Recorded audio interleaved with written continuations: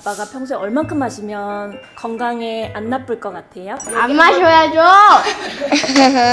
영상 시청하시기 전에 구독과 좋아요, 알림 설정 부탁드려요.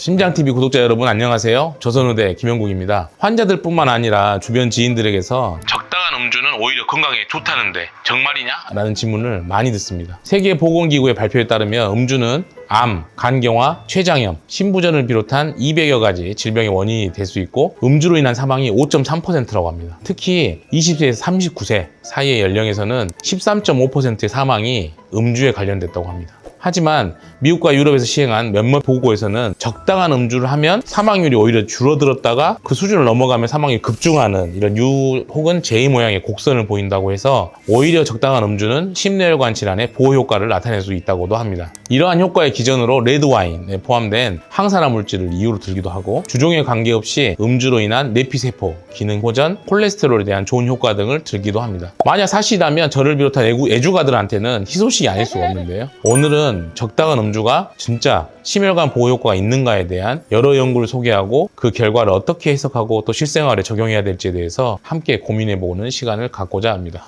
미국 심장협회에서는 적당한 음주가 심혈관 질환의 사망을 낮춘다는 연구들에 대해서 상관관계는 보이는데 인과관계를 입증할 수는 없다는 입장입니다. 인과관계가 명확하지 않을 뿐 아니라 설사 이게 있다고 하더라도 그 이득이 암을 증가시키는 해악에 비해서 크다고 말할 수 없다는 입장입니다. 적당한 음주와 사망률의 감소는 상관관계는 있는데 인과관계는 명확하지 않다는 뜻입니다. 경제학 교과서 중에 가장 유명한 것 중에 하나가 맨큐의 경제학 책이 있는데요. 거기서는 이런 상관관계를 인과관계로 잘못 인식하는 경우를 크게 두 가지 사례를 통해서 제시했습니다. 첫 번째 사례는 정부가 암 사망을 줄이기 위해서 한 통계회사에 조사를 의뢰했고 회사에서는 가정의 물건들을 다 조사해 보니까 가정에 있는 라이터의 개수하고 그 가족의 암 발생률 간의 밀접한 상관관계를 발견했습니다. 이 결과를 토대로 회사는 정부의 라이터에 세금을 많이 매기고 건강에 해롭다는 경고 문구를 막 부착해서 라이터를 못 가지게 하면 암을 줄일 수 있다라는 정책을 건의했습니다. 근데 이제 잘 생각해 보시면 라이터를 가지고 있는 사람이 결국 담배를 피울 가능성이 높고 담배를 피운다는 것이 암에 걸릴 확률을 높일 수 있기 때문에 이런 흡연이라는 누락 변수를 일정하게 유지하지 못하면 라이터와 암의 상관관계는 인과관계를 입증할 수가 없는 사례가 되겠습니다. 두 번째 사례는 어떤 학회에서 범죄 문제에 대한 연구 과제를 사용해서요. 강력범죄 발생 빈도, 경찰 숫자가 밀접한 상관관계가 보인다. 범죄를 줄이려면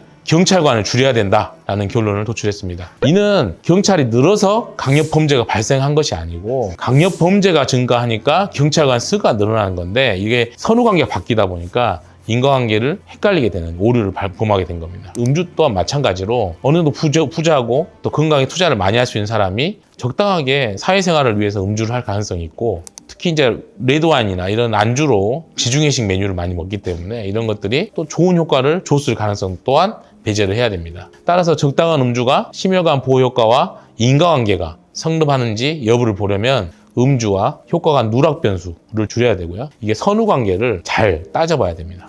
그래서 이런 인과관계를 가장 깔끔하게 입증을 하려면 심혈관계 위험도가 비슷한 사람을 무작위 배정해서 한 사람은 날마다 적당하게 술을 먹이고 한 사람은 술을 아예 못 먹이게 해서 무자비 대조군 연구를 하는 게 가장 정확한 방법이겠는데요. 근데 문제는 이런 연구는 윤리적으로 문제가 될 수 있고 또 전체 인구를 대변할 수가 없습니다. 이런 많은 사람들한테 전체 생애를 쭉 관찰하려면은 너무 많은 비용이 들게 됩니다. 이를 극복하기 위해서 제시된 방법이 바로 멘델리안 무작위 분석이고요. 그러니까 음주와 관련이 있지만 심뇌혈관 사건하고는 무관한 유전자가 알코올 디하이드로지네이즈라는 효소인데 이거를 도구 변수로 중간에 놔두고 분석하는 방법입니다. 그래서 이 방법을 이용해서 연구한 논문들을 보면 알코올 분해 효소가 유전자 변이가 있으면 아무래도 이런 술을 잘 분해를 못하기 때문에 음주 횟수나 과음의 빈도가 낮게 되고요. 이런 분들이 뇌졸중이나 심근경색증과 같은 심뇌혈관 질환이 유의하게 적게 생기는 것을 보여준 연구가 있고 약간 이렇게 사망률이 줄었다가 올라가는 이런 U타입이나 J 모양이 유전자로 보장을 하면 사라지면서 이렇게 쭉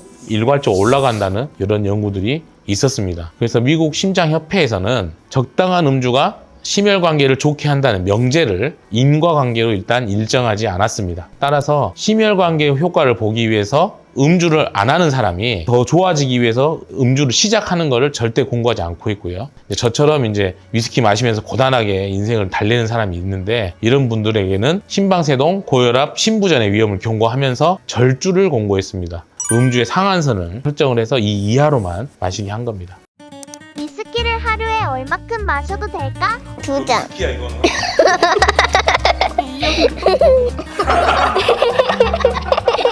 맥주는 하루에 얼마큼 마셔도 될까? 5잔 먹어요. 와인은 하루에 얼마큼 마시면 좋을까?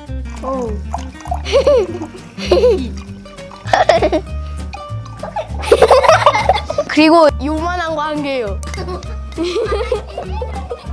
미국 국립 알코올 남용 및 알코올 음주소에서는 1표준 음주에 대해서 순수 알코올 14g 정의를 했고 술 종류, 소주, 위스키, 와인, 맥주로 했을 때 이 정도쯤이 1표준 음주입니다. 하루의 적당량은 남성의 경우에는 이거 2잔, 여성의 경우에는 1잔 이하로 음주할 것을 권고하고 있고 이걸 5잔 이상 드시는 걸 과음이라 하고 이 과음을 2시간 이내에 하는 걸 폭음이라고 정의하고 있습니다. 그래서 문헌에 따라서는 다소간의 차이는 있는데 일주일을 놓고 봤을 때 순수 알코올 100g 이하, 즉 7표준 음주, 7잔 정도 이하를 권고하고 있습니다. 그래서 2022년에 저희 한국에서 국내 연구를 발표를 했는데 20에서 39세 젊은 사람들이 4년간 공고 이상의 음주를 할 경우에 뇌졸중과 혈전, 그리고 인과관계가 확실하게 성립하는 심방세동이라는 질환이 있는데 이 심방세동이라는 부정맥이 거의 저물반 50% 정도 증가하는 걸 보고하고 있기 때문에 음주를 하더라도 상한선을 잘 지키는 것이 매우 중요합니다.